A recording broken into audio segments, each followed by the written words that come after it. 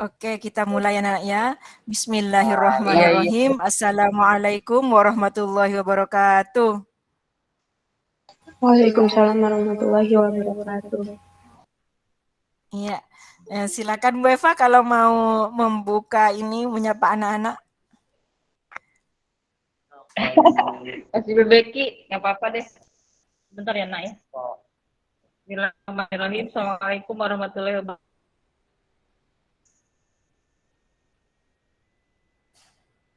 wabarakatuh. Waalaikumsalam warahmatullahi wabarakatuh. Berapa orang nih, Bu? 12. 8 orang. 6 orang berarti yang masuk.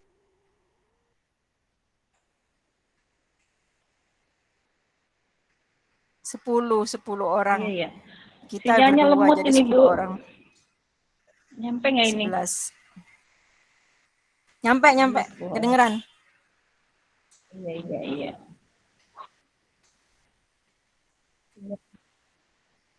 Kedengeran. Sinyalnya jelek ini. Iya. Alhamdulillahirrabbilalamin. Salatu wassalamu ala asrofil anbiya wal mursalin wa ala alihi washabihi ajmain. Asyhadu an la ilaha illallah wa asyhadu anna Muhammadar Rasulullah. Apa kabar anak-anak? Mudah-mudahan sehat walafiat semua ya. Jelas nggak nih Bu suaranya? Jelas Bu Halo? Eva, jelas. Jelas Bu Eva, jelas. Kan lambat nyampainya ya. Alhamdulillah pada hari ini kita bisa bertatap muka lagi ya. Mungkin nanti Bu Hajah yang mimpin dulu ya. Nanti kira-kira setengah tigaan baru bisa saya on lagi. Nanti perjalanan pulang biar bagus sinyalnya. Ini di sini kurang bagus nih di lantai 2 nih. Hari ini bahasan kita apa, Bu? Halo? Halo? Halo? Cara Halo, halo. menulis tanda baca Bu Eva. Assalamualaikum. Waalaikumsalam. Cara menulis tanda baca Bu Oh, Eva. masih melanjutkan yang kemarin ya? Iya. Iya. Ya mungkin itu aja Bu dari saya. Nanti Ibu aja dulu yang mimpin ya Bu ya. Halo? Halo? Iya Bu Eva, Halo? insya Allah. Iya Bu Eva, Iya. iya. Silakan dilanjut aja dulu Bu Hajah. Bismillahirrahmanirrahim. Mudah-mudahan lancar semuanya ya. Saya lanjut dulu ini ya sebentar ya. 3 lagi nih Bebeki. Ya. Ya. Assalamualaikum. Salam. Oke, baik anak-anak ya. Pada pekan yang lalu Ibu sudah menjelaskan tentang penulisan huruf besar ya. Pada saat ini kita akan akan memulai bab yang baru ya. Ibu sebenarnya sudah punya anak-anak itunya pedomannya. Apa kalian akan Ibu kasih PDF-nya aja ya? Jadi kalian bisa baca gitu. Bisa dimengerti kok, nggak usah dijelaskan juga bisa. Yang penting mau baca bahwa kalau koma seperti ini, kalau titik seperti ini gitu. Kalau penulisan tanda yang ditebalkan, judul yang ditebalkan gitu itu ada. Nah, apa Ibu mau bagi itunya aja? Coba Ibu mau tanya, apa kita bahas? Enaknya gimana enaknya? Kalau dibahas kayak bahasa Indonesia Nana ya. Kamu takutnya Ibu kamunya ini jadi tidak begitu suka. Tunggu ya Ibu ambilkan filenya dulu.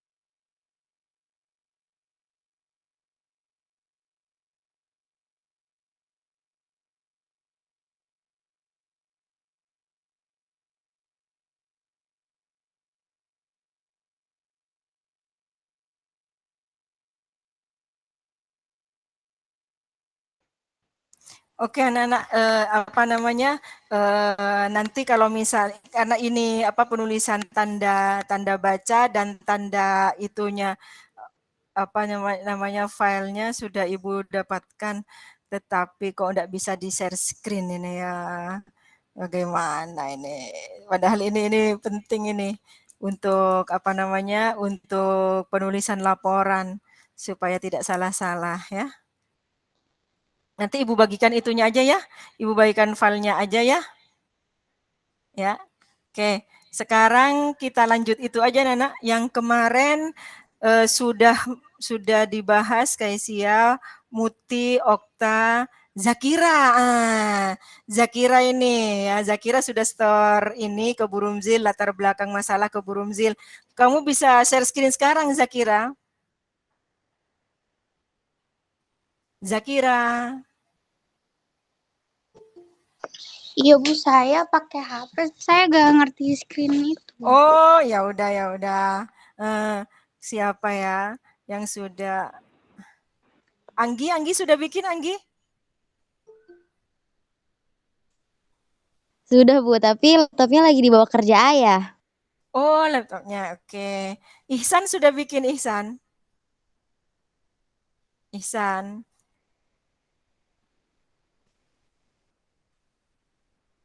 Naila Resta udah bikin? Udah dibahas belum ya Naila Resta ya?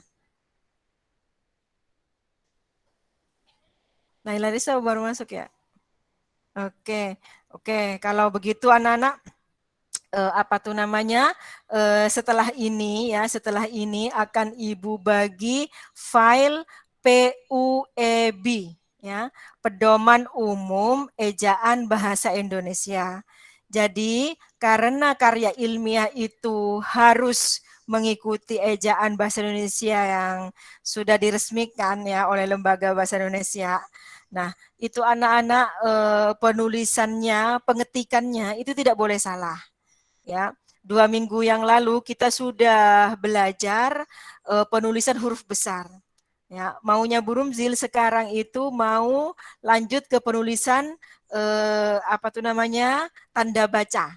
Tanda baca. Tetapi setelah Ibu mau share, kok filenya tidak mau di-share? Ya, tidak ada di jendelanya Burumzil ya. Harus diapain Ibu nggak tahu. Nah, jadi kemungkinan besar akan Ibu kasih filenya ke kamu, ya. Kemudian kamu baca, di situ juga ada misalnya subjudul, ya misalnya latar belakang masalah itu ditebalkan. Ya, jadi pengetikannya latar belakang masalah selain fontnya itu lebih besar, itu ditebalkan. Itu cara penulisannya, ya. Misalnya kemudian rumusan masalah, 2 rumusan masalah. Itu juga ditebalkan. Di situ ada apa namanya? Caranya, ya.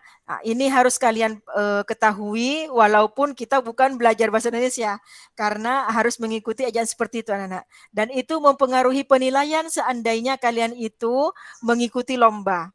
Ya, akan mempengaruhi penilaian. Oke, secara tata bahasa seperti itu. Nah, untuk pertemuan-pertemuan selanjutnya, Ibu ingin dari kalian itu ada masukan. Karena kita itu tidak PTM, tidak bertatap muka, Ibu khawatir kalian itu bosan. Setelah bosan kalian itu mau pindah eskulnya. Ya, sudah ada beberapa yang ingin pindah eskul. Nah, nanti anak-anak supaya kamu selama tidak ada ide dari kamu, Ibu kita begini aja deh. Saya diajarin ini aja Ibu, karena ini saya sudah sampai di bab ini gitu misalnya ya. Boleh. Nah, ini diantara kalian ini sudah bikin semuanya, tetapi hampir semuanya yang hadir sudah kita bahas semuanya. Ada yang tidak dibahas tetapi tidak bisa share screen. Oke, enggak apa-apa. Tapi sudah Ibu terima punyanya Zakira, sudah Ibu baca juga ya. Udah bagus, tinggal ada beberapa yang harus dikoreksi.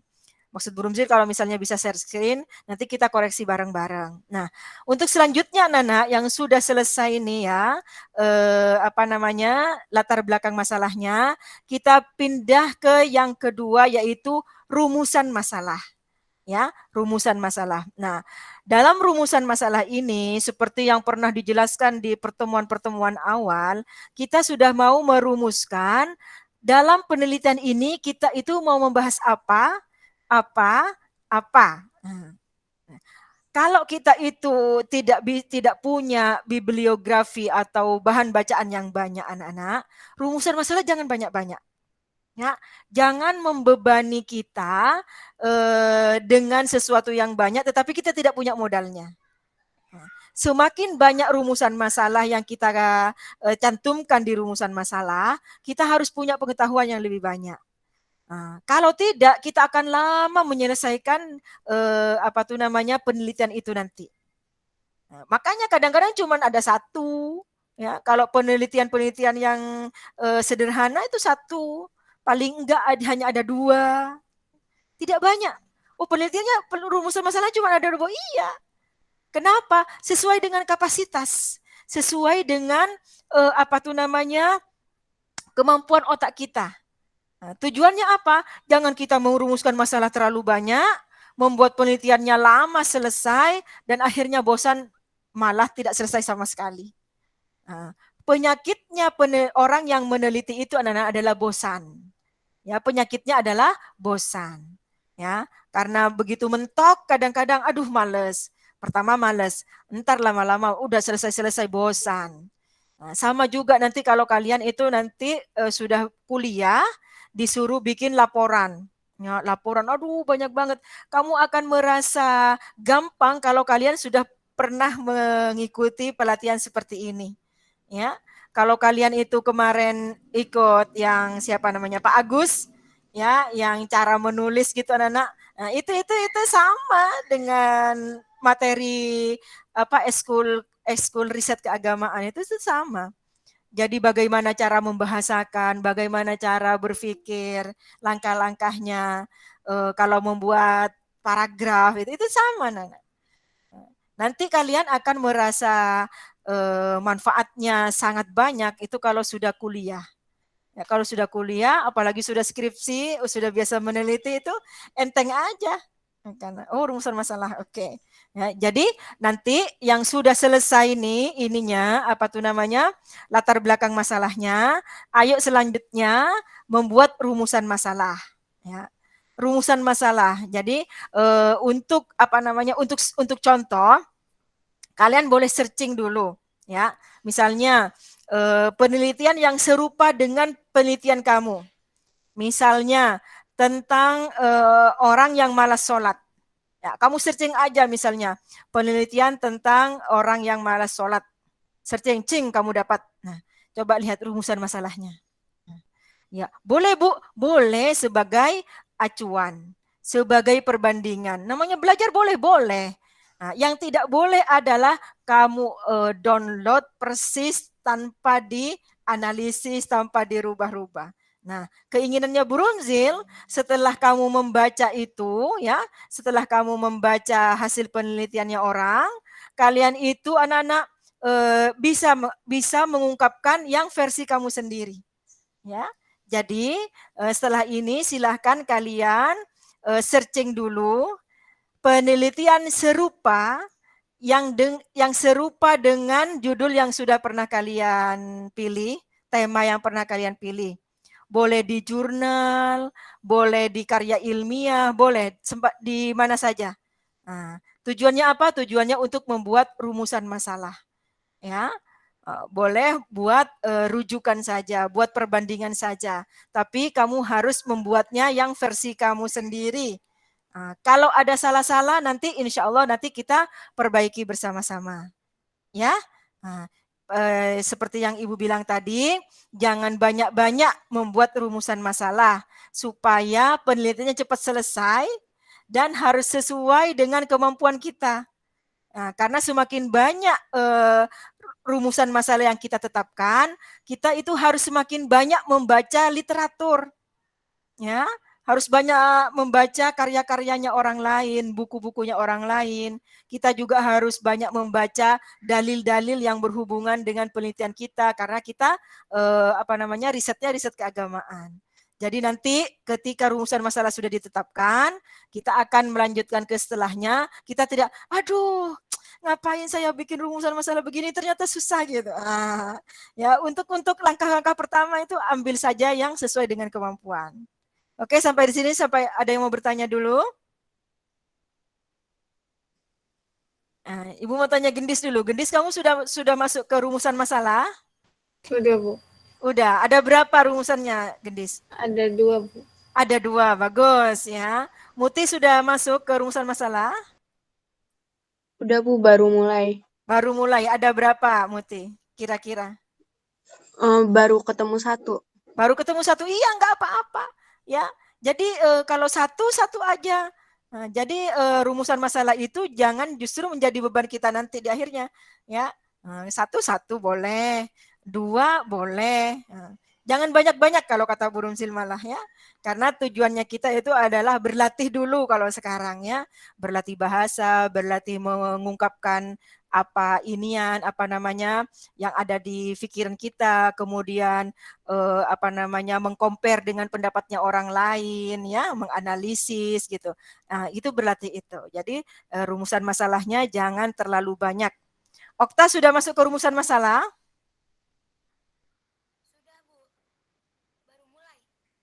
Okta nggak kedengeran. Ya. Siapa lagi? Andin sudah masuk ke rumusan masalah, Andin?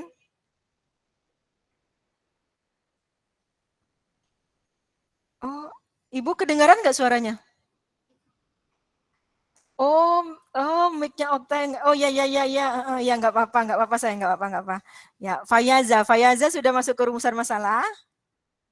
Belum, Bu.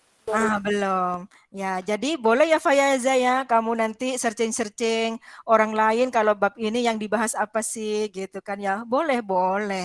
Tapi kamu harus membuatnya yang versi kamu, yang bahasa kamu nanti. Seperti yang kemarin bikin latar belakang masalah, nanti kalau ada yang kurang-kurang, kita benerin bersama-sama ya. Dan itu walaupun dibenarkan bersama-sama, tetap akan menjadi karyanya kamu. Ya. Begitu juga dengan adik-adik kelas nih, yang kelas 8. Keisha sudah bikin rumusan masalah? Belum, Bu, baru mau buat nanti. Oke, tapi Keisha sudah dapat pandangan tentang rumusan masalah yang Bu Rumzil bahas dari tadi? Saya baru nemu 1 sih, Bu. Ya, nggak apa-apa. Ya, jadi nanti kamu searching dulu, baca-baca hasil penelitian orang yang mirip-mirip dengan tema yang kamu ambil, ya. Boleh buat perbandingan, buat ide, buat sumber-sumber ide. Nah, nanti kamu pilih yang kamu mampu membahasnya. Ya, tapi jangan tergoda untuk mengcopy paste, jangan ya. Nanti tidak ada gunanya kita belajar. Oke, anak-anak, sampai di sini ada yang mau bertanya? Ya, nah untuk rumusan masalah ini anak-anak insya Allah itu tidak ada yang perlu dibahas selama-lama karena kegiatannya itu berupa kegiatan individual. Kamu harus menyusun dulu. Nah, nanti siapa yang sudah dapat duluan, yang sudah siap duluan, minggu depan kita bahas ya. Misalnya yang sudah siap Gendis buat gambaran ke adik-adik kelas gitu kan ya, buat peserta yang lain. Oh, rumusan masalah seperti ini. Sambil yang belum nanti diperbaiki, nggak apa-apa. Dirubah Bu, boleh ya. Seperti itu anak-anak ya. Sambil ingat, Ibu ingatkan ketika membaca, misalnya kamu sudah mendapatkan bahannya ya, bahan bacaannya, jangan lupa dicantumkan atau dicatat atau disimpan itu pustakanya, daftar pustakanya ya.